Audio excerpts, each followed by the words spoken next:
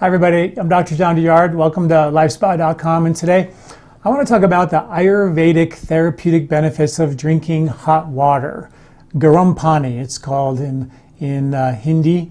And in Ayurveda, one of the most powerful, really simple, easy to do therapies is drinking hot water as a 2-week detox, sipping hot water every 10 to 15 to 20 minutes for about 2 weeks has been shown to have powerful therapeutic benefits in Ayurveda. So in this video, what I want to do is I want to talk about the Ayurvedic benefits associated with drinking hot water as a therapy, but also dive into some of the Western science on drinking hot water, and also I want to give you some hot water modifications for your body type with Vata, Pitta, and Kapha hot water recipes that you can do for your body type to make it a little bit tastier and maybe even a little more therapeutic for your body type. So here we go. Garam pani, hot water. Pani is water, garam means hot.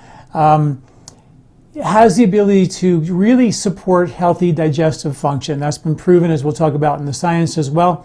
Ayurveda says it'll increase the digestive Agni, which means that the Pachakapita, which is the fire in your stomach, and the Ranjakapita, in the fire in your liver, is increased dramatically, supporting better digestion and assimilation of your food and nutrients, which is really, really important. That increasing of your digestive Agni by sipping a little bit of hot water throughout the day actually increases something in Ayurveda called the Ahara Rasa, which is that food bolus that goes through our intestinal tract, the nutrient fluid really that gives the body the broken down digestive particles so it can be absorbed and assimilated as an efficient means of nutrition, right? So a lot of times what happens in our culture is we don't digest the foods completely. They go undigested into the intestinal tract. They're too big to get into your blood. So where do all the gluten and the dairy and the lectins and all these things that everybody thinks we can't digest anymore, where do they go when they're not digested? They end up uptaken into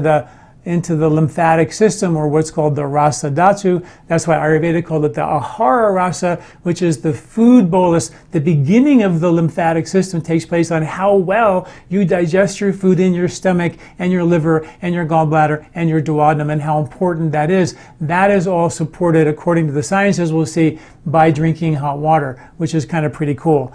So that's one thing to do. The ideal way to do it is boil your water for 10 minutes. There are some studies that have shown that when you actually boil the water for 10 minutes, it actually changes the properties and makes it more able to hydrate you, which is obviously really critically important. Hot water is really good in the winter and in the spring because obviously the hot water is very balancing for Vata, which is the governor of winter. So cold and dry winters are antidoted by warm or hot water. Obviously, springtime is a rainy, muddy, congestive time of the year called Kapha season. So the hot water helps to break up the Kapha. So those are the two classic times to do it. But also, even in the summertime, the hot water creates a level of vasodilation that opens up your pores and actually allows the body to dissipate the heat internally. So it actually cools you down as opposed to what you might think would be overheating in the summer, which is quite amazing. And I had a lot of anecdotal reports from my patients over the years, people in the middle of the summer in August and September when it's really hot, and they have hay fever and allergies. The hot water was oftentimes the only thing that helped them kind of break the irritation and the chronic either irritation of the eyes or the throat or the nose or whatever. So that's kind of pretty cool. The temperature, according to the studies, show that it's very safe to drink water at a hot temperature as long as it's under 149 degrees Fahrenheit. And that also has been well documented. But you're also only sipping. You boil the water, you drink it as a tea hot, not boiling, but tea hot, and you take little sips throughout the day. 2 sips here, 2 sips there, 2 sips, and you do it for 2 weeks. Go through a couple of thermoses a day, and that's the hot water detox therapy. Now, if you're a Vata person and you have a lot of Vata aggravation, you can amp up the benefits of the hot water by taking a little bit of lemon. Just a quarter of a lemon lemon juice from a quarter of a lemon in about 8 ounces of water is the recipe for bringing the vata back into balance. For pitta, you would take about a quarter of a teaspoon of, 1 teaspoon of fennel seeds, and you would boil that in your water, and then you take 1 teaspoon per 8 ounces of water. And then for kapha, you would use ginger, and you would use just a half a teaspoon of ginger in 8 ounces of water and boil it into that as well. And to make those therapies a detoxifying therapy, all you do is you just do that for 2 weeks. You don't need to do it for more. Having hot water with your meals and having hot water, is a great way. You will initially, and probably already do, think I'm crazy that drinking hot water would be a thing, but I promise you that if you actually do this technique, you will begin to long and look and crave the hot water. You'll stop craving tea and coffee and these kinds of things, and you'll start craving, I know it's crazy, but you will start looking forward to drinking just plain hot water. There's something about it that hydrates us and satisfies us in a way that no other beverage that's warm or hot can actually do. So give it a go. Try it for a day. If you don't feel like that craving and desire for it after one day didn't do it for you, then call me crazy and move on to the next therapy.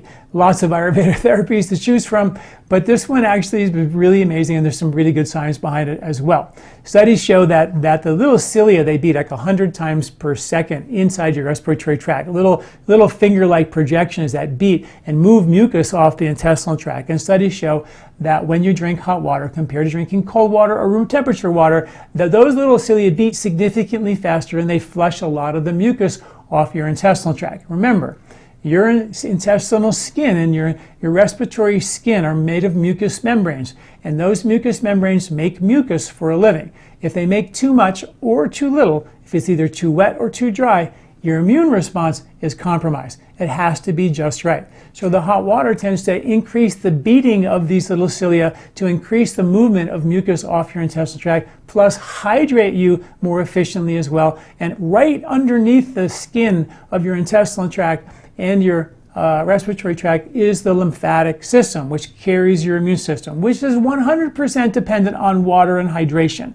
So the better we take this hot water, the better we hydrate, the better these systems can work. Both the skin on the inside of your respiratory tract and the lymph right directly underneath, and also within that skin, the lymphs begin to start, which is really important. In another study with the respiratory tract, they had 30 volunteers. One group drank hot water, one group drank room temperature water, and the group that drank the hot water had significant reduction in sore throats, runny noses, coughs, and a lot of upper respiratory congestion as well, which is important. In a 2009 study in the American Journal of Gastroenterology, they found that drinking hot water with people who had intestinal inflammation was powerfully effective of reducing the pain and spasm in their intestinal tract. So really good to just calm your whole intense, tight tummy up and balance it out for you in a really nice way.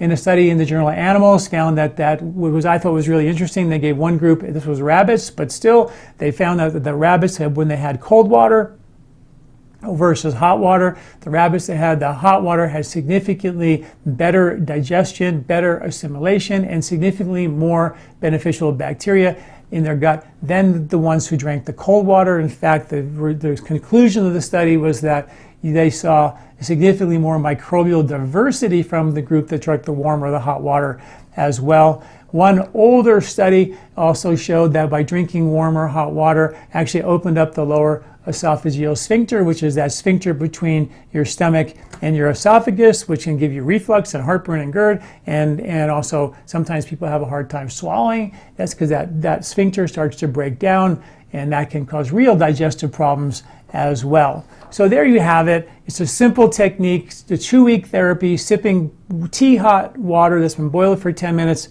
for 2 weeks, every 10 to 15 minutes as a detox therapy. Great way to kind of amp up your winter respiratory health benefits. And remember, the lining of your skin and intestinal tract, which is what this is all about, that determines what kind of bacteria proliferate and what kind of microbes and viruses are not allowed to proliferate. So it's all about the environment And that environment of your skin and skin of the respiratory tract and gut has to be not too wet, not too dry.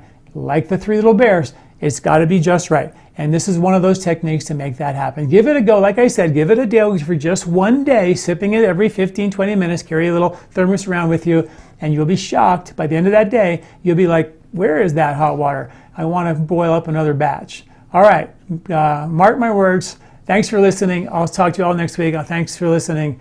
I'm Dr. John Douillard.